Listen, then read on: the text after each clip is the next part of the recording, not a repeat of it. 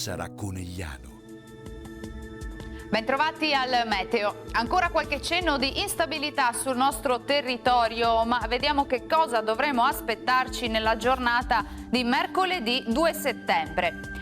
Sul Veneto condizioni decisamente variabili, cielo localmente nuvoloso alternato a momenti più soleggiati. Non mancherà nemmeno qualche precipitazione, specialmente sui rilievi alpini, ma possibile anche fin verso le pianure limitrofe.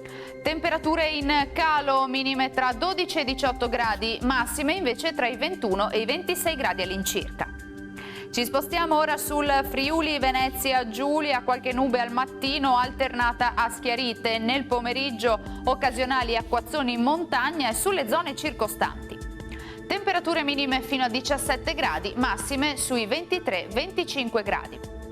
Ci spostiamo infine sul Trentino Alto Adige, anche qui tempo spiccatamente instabile con precipitazioni sparse e momenti invece più asciutti e con più sole. Temperature minime sui 12 gradi, massime fino a 23 all'incirca. Dal meteo di Antenna 3 per ora è tutto, arrivederci al prossimo aggiornamento.